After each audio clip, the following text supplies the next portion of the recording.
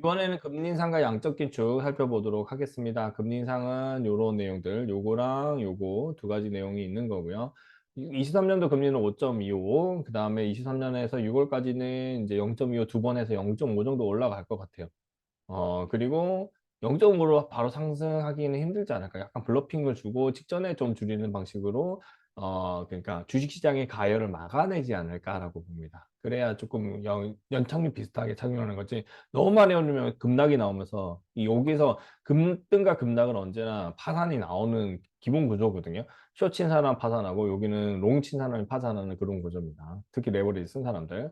그런 걸 이제 보시면 될 것 같고, 매입자산 매각 이거 계속 하고 있죠. 그러니까 전체적으로 이게 정리가 될 때까지는 힘들어진다라고 보시면 될 것 같습니다. 근데 혹시 2분기 이전에 2,000 아래로 가면 땡큐라고 하고 매수하시고요. 상황에 따라서 2,400으로 다시 올라올 때 대응을 하시면 되고요. 400 올라올 때 다 팔지 마시고 3분의 1은 남겨놓는 전략 꼭 필요하다라고 보시면 됩니다. 여기 구간이고요.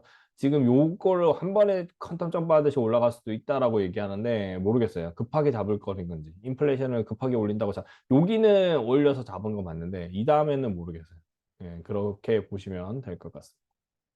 자, 금리 인상 확률인데 조금 떨어졌죠. 조금 떨어졌는데 뭐 이거는 뭐 이렇게 하겠다는 소리에 가까운 거고요. 그다음에 5월 달입니다. 5월 달에 해당되는 거 확률 6분 더 강해졌죠. 그러니까 더 강해진 거라고 보시면 되고요. 지난주보다 조금 더 높아진 거 그 부분이고 요거의 확률이 지금 16.6이라는 거 요거보다 많이 높아졌죠.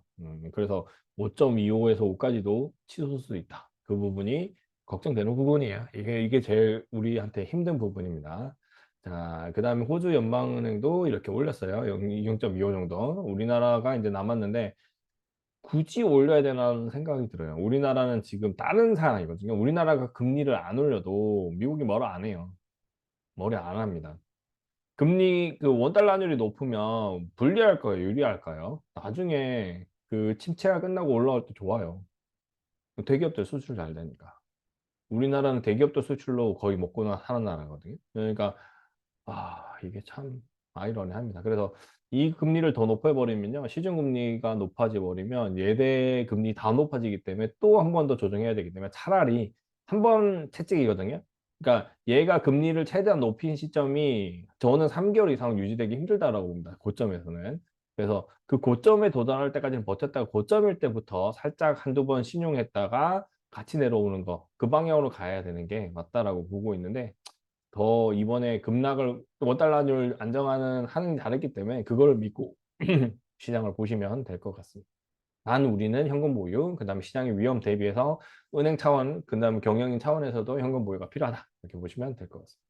실적입니다. 2월 17일 자료고요. 전체적으로 그냥 쌤쌤이인데 1분 오르고 1분은 떨어졌다. 이렇게 봐주시면 되고요. 여기 박스권에서 걸쳐 있습니다. 그러니까 여기 박스권일지 이런 박스권일지 아닐지 모르겠는데 저는 지금 요 안에 있다는 거에 제일 가까운 것 같은데 요거 한번 나와야 돼요. 이거 한번 나와야 요게 이제 가는 그런 방향이지 않을까 그렇게 보죠. 19년도 딱 맞죠. 19년도.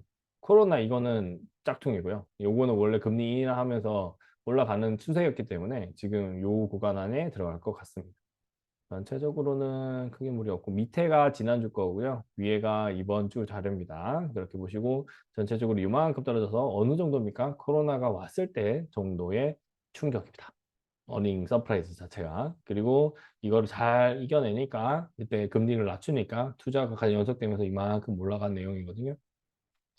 이 부분이 이제 요게 이제 저는 한동안 이어진다고 보거든요. 한 4분기.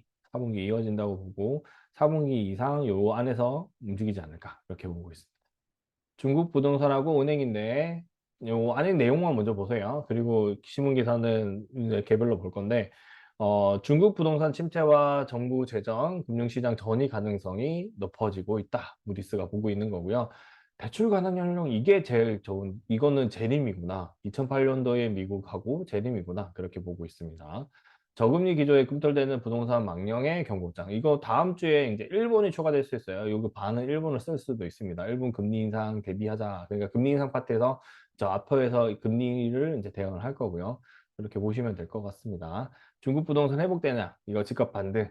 왜냐하면 이런 것들이 있으면 반등됩니다. 우리나라도 이거 효과로 조금 반등이 되고 있는데 중요한 건 마지막 직전에 이런 일들이 벌어지는 거예요. 그래서 여기서 한번 뚝 떨어졌다가 올라갈 가능성이 있다는 거죠. 경매 이거 지금 해결하고 있죠. 이거는 긍정적이에요. 경매가 높아졌다는 거는 악성 채무들이 사라지고 있다라고 보시면 됩니다. 그리고 팔린 물건을 빨리 팔면서 진짜 청산해야 될 거, 그 다음에 사서 이제 추가로 갈 거, 그런 부분이 있는 거고요. 이제 진짜 무서운 건 이런 거예요. 이런 거. 전기차 교체 가능성이 있대요. 와, 이거는 진짜 생각도 못한 부분이거든요. 한번 보시면 좋을 것 같고요. 그 다음에 중국은행, 중인민은행 당사기 면집, 이런 부분, 금융권에서 제대로 만들자, 이런 부분이 있는 거고요. 대출 확장은 이어간대요. 증시 조정에서 비중 확대라고 되어 있는데, 저는 기본적으로 이번에 비중 확대할 때 일부 좀 정산하세요. 청산하시면서 나중에 또 천천히 대응해도 되니까. 지금 뭐 이렇게 올라갈 건 없어요. 이게 올라가도 이렇게 올라가는 겁니다. 지금은. 코로나 할 때는 이렇게 올라갈 것 같아서 대출이 나오면 난리고 싶니다 하는 거. 그러니까 왜냐면 빅스가 저렇게 한번 200까지 찍어준 적이 있으면 이런 일이 벌어집니다. 근데 빅스가 뭐 지금 아시다시피 그냥 고만고만 하거든요. 고만고만한 상태이기 때문에 많이 원래 50일 것 같아요. 그렇게 보시면 될 것 같고요. 인민은행 이중 이거 동결 시장에 돈 푸는 정책을 하고 있다 이렇게 보시면 되고 그러면서 이걸 하고 있어요. 이거는 뭐냐면 대우그룹 IMF 대우그룹을 아시는지 모르겠는데 그때랑 비슷한 거라고 보시면 됩니다. 그 다음에 지방정부의 숨겨진 채무 경고. 지금 이제 뉴스를 다 볼 건 아니고요. 몇 개만 탁탁탁 보고 정리하도록 하겠습니다.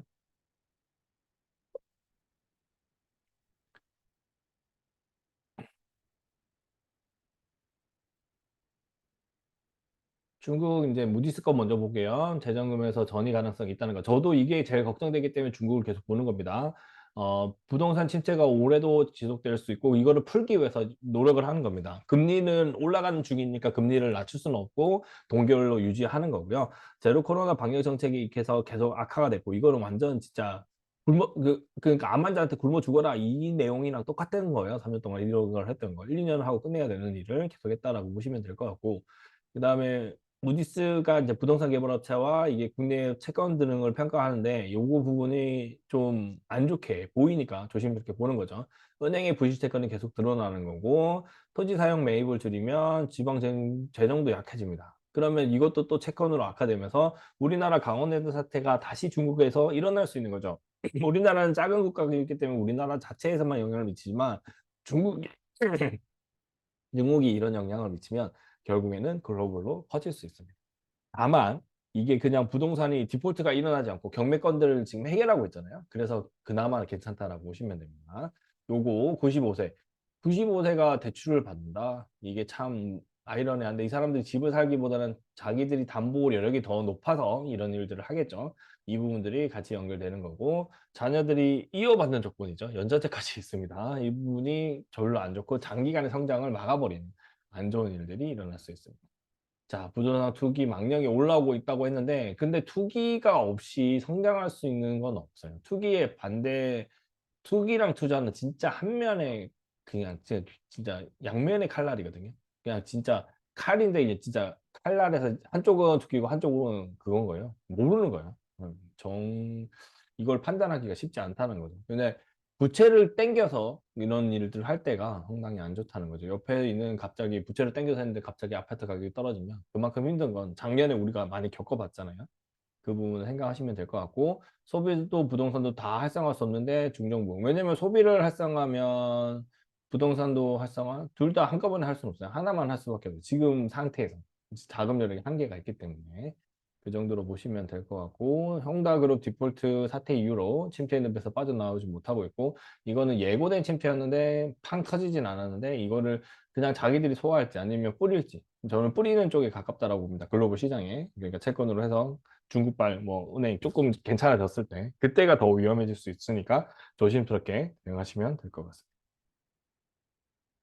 자, 집값 반등이 있었다는 거고요. 그 다음 경매가 급증했다는 거. 이 뉴스 정도 보시면 되고, 피크 차이는 기후가 아니다라고 얘기한 겁니다. 뭐 한국에서 계속 중국을 연구하시는 중국 분이고요. 인구 감소 성장률 하락, 미국 견제 중심으로 이제 전체적으로 힘들다. 이렇게 봐주시면 될 것 같아요. 이 정도만 보면 크게 무리는 없을 것 같습니다. 자, 이쪽에서 보고 싶은 것 중에 하나는 제일 뒤에 것만 보면 되는 것 같은데, 이 기준금리하고 정품 있고, 바젤, 그 다음에 요거, 네. 중국 지방정부의 숨겨진 채무의 경고음이 있는 거고요. 이 부분이 이제 우리가 조심스럽게 봐야 되는 부분입니다. 자, 이제 위험선으로 파가는데 인프라와 토지 매각 수입으로 경제 성장을 이끌어 왔고요. 지방정부는 2014년까지 지방채를 발행할 수 없는데 이거를 이제 요거 페이퍼 컴퍼니 만들어서 한 거죠. 투자를 한 건데 이거를 이제 채무 상환을 해야 됩니다. 이제부터 돌려막기인데 빌려 쓸 때는 좋은데 이제 갚아야 되는 거죠. 이 부실을 어떻게 처리하느냐. 근데 홍콩에서 이 전문가들을 많이 모으고 있다는 것 자체가 아, 뿌리는 전 세계 이거를 뿌려서 디폴트 시키는 그런 방향으로 가지 않을까. 그 정책으로 완착륙을 해서 중국 경제를 살리려고 노력하지 않을까라고 보고 있고, 그거가 안 되면 대만을 치겠죠. 그렇게 보는 시간, 저는 그 약간 안 좋은 시그널은 그렇게 보고 있습니다. 그 정도로 보고요. 그러니까 부도가 났을 때 전체적인 재정이 안 좋아지고, 그러면 악순환이 강조되면서 기존에 소비를 했던 사람들이 다 소비를 못하고, 그러면 글로벌 시장 전체가 힘들어질 수 있다. 이렇게 봐주시면 될 것 같습니다. 여기까지가 오늘 준비한 위험 상황이고요. 전반적으로는 위험이 갑자기 뉴스가 지난주에 되면서 갑자기 급증을 했어요. 그래서 그 부분을 봤을 때는 한 번의 조정을 거쳐서 다시 310, 310과 동시에 300까지 두 개 다 테스트를 한 번 하고 올라와야 되는 시점이 점점 다가오고 있지 않나 그렇게 보고 있고요. 바로 내려가기보다는 꾸역꾸역 내려갈 가능성이 있습니다. 바로 내려간다는 건 진짜 안 좋은 이슈들이 터져야 되는 거고요. 그게 아닌 한 꾸역꾸역 아니면 올라가지도 못하고 내려가지도 못하는 315와 334의 구간, 332.5 구간 안에 갇혀서 움직일 것 같습니다. 다음 주도 좋은 결과 있으시길 바라고요. 이거에 이어서 그 넥스트 윅도 짧게 정리해 드리도록 하겠습니다. 감사합니다.